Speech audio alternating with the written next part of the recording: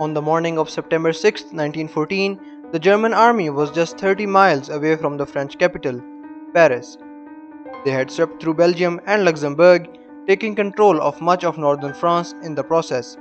The French were desperately trying to regroup and find a way to stop the German advance. What followed was one of the most significant battles of the First World War, the Battle of the Marne.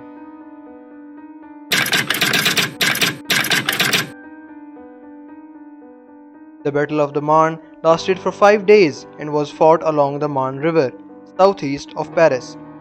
The German army was commanded by General Helmuth von Moltke, who was following the Schlieffen Plan. This was a strategy that called for the swift defeat of France before turning the German army's attention towards Russia. The plan involved a massive invasion of France through Belgium and Luxembourg, with the goal of encircling and trapping the French army. However, the plan relied on quick movements and surprise, but the German army had become bogged down in heavy fighting, which slowed their progress. The French army, led by General Joseph Joffre, had been retreating towards Paris, but with the German army closing in, they needed to make a stand. They began to fortify positions along the Marne River, hoping to hold back the German advance.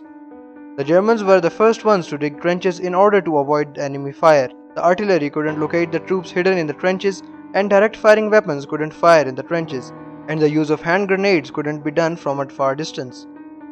The trenches saved the Germans from heavy losses, while the French didn't consider it honorable to hide in trenches during war and had to face mounting losses. But later on, they understood that honor doesn't have any place in a war. The battle began on September 6th, with the German army launching a massive assault on the French positions. The fighting was intense, with both sides suffering heavy casualties. The Germans had two armies in the region.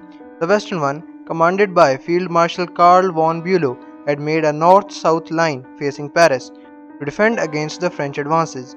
He brought his forces closer to each other for a counterattack on French forces, but this made a gap of more than 30 kilometers between von Bülow and the Eastern Army, commanded by General Alexander von Kluck.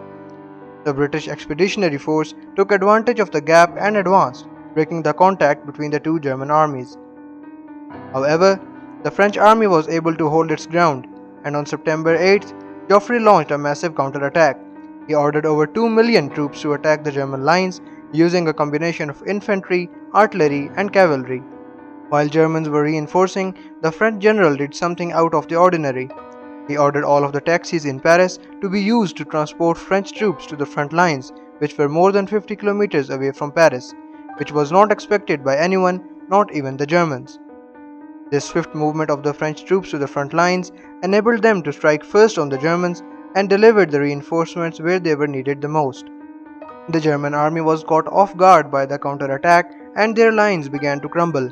The movement of British troops into the gap between the German armies and the utilization of taxis to move the troops impacted the result of the battle in favor of the Allies, and Germans were forced to retreat, and the Battle of the Marne became a decisive victory for the Allied forces.